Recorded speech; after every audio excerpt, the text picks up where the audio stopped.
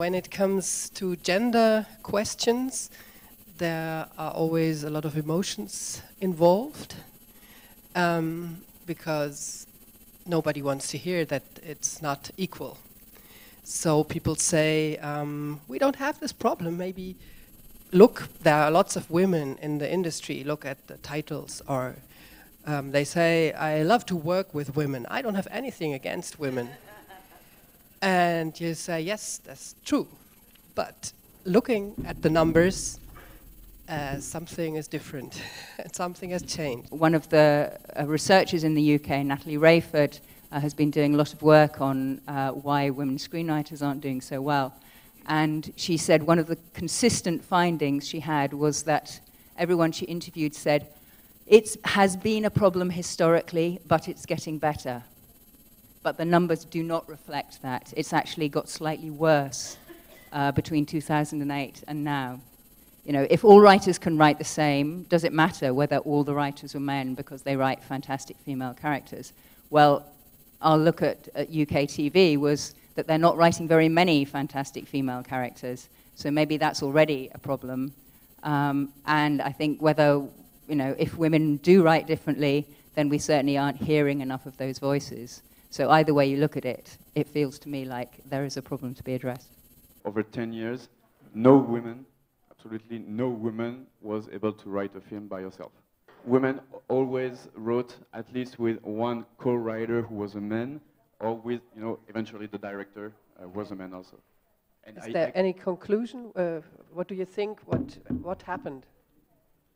Well, the problem is that, well, first, as I said, in the regarding cinema writers in France, the population is very rare, so it sort of indicates, we don't, this kind of numbers you are even worse, like, I don't know, among directors, for instance, but the more the population becomes small, you know, smaller and smaller, and the more women suffer from this kind of discrimination. 6% of the French film production between 2003 and 2012 was written by one or more screenwriters without any writer-directors. So this means that the population of screenwriters in France is very rare. We don't have that many that choose not to direct after that.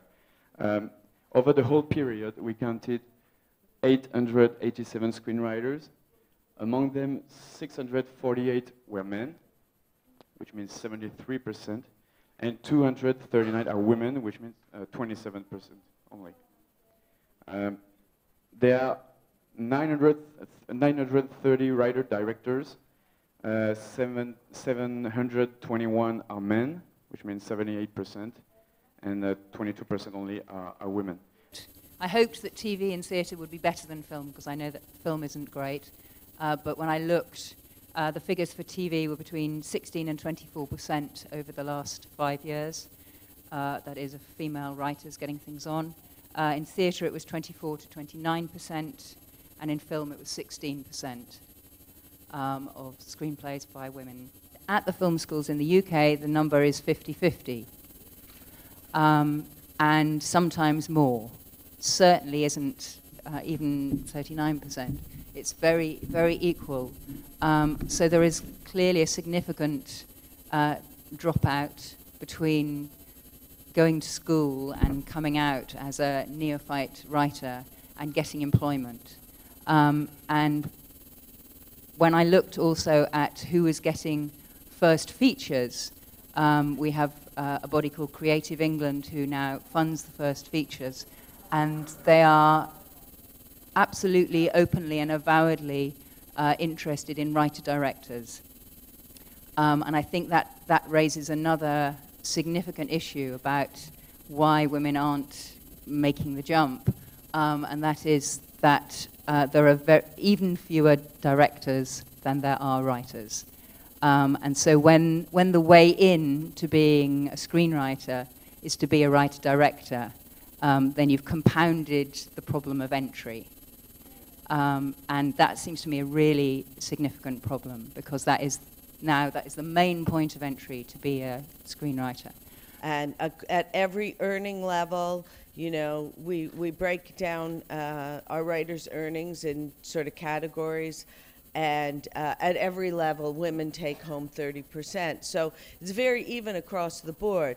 But women's careers are shorter than men's. They end, I mean, as it is, screenwriters have a very short career, but women's careers end about 10 years before men's. We have held a number of meetings with our members to discuss this. And I want to just tell you very quickly what were the main topics that were discussed at those meetings and what we think our preferred solution is. The first thing that was discussed very extensively and very heatedly was the idea that women, we did this also with the Directors Guild, I should say, we were both together in these discussions. And the first question was this idea that women write about something different or write in some way differently from men. And this was a very heated debate with many of the women in the room insisting that they do write differently, they do write about something different, and that's why they are refused as they go through the process. And many other women saying, no, we're not going to be separated in some way as having some kind of different brain function, which means that we cannot write drama like somebody else, and insisting that, no, they wrote in exactly the same way. This is a question that we really didn't resolve and that was very angrily debated among people. The second question, and maybe this applies very much to Ireland, maybe it's more extensive. In Ireland, you're a freelancer. If you're a writer, as a freelancer, you have very little social security benefits. No maternity benefit, no sick leave, no pensions, etc., etc., etc. You're expected to pay for these from your income. And many women said that their role in their family, when put together with their role as freelancers, meant that they were forced out of the industry on a regular basis because of family responsibilities. I wasn't completely comfortable with that myself, but that was a strong feeling among the women we talked to. They felt fairly certain about that. And I think actually that one of the reasons why there's a reluctance to act is because from the point of view of funding agencies in Europe, I don't know how this would relate to the United States or to Canada. Well, you have funding agencies in the same way. From the point of funding agencies, this is a very fundamental criticism of the selection procedures of the funding agencies themselves. It actually fundamentally questions how they select projects. They say to us that they look at every project entirely on its merits, and they select them only on its merits. But in the end, they discriminate against women. So the selection process is somehow profoundly flawed. And if they accept that it's profoundly flawed, they're undermining their own system to some degree. That's the only reason that I can think of that we come up against this reluctance to act. When I was first asked about this question, which must be nearly 20 years ago, then one of the answers that was around was that the gatekeepers were all men. And now, certainly in the UK, I would say the majority of the gatekeepers are actually women, but it doesn't seem to have changed.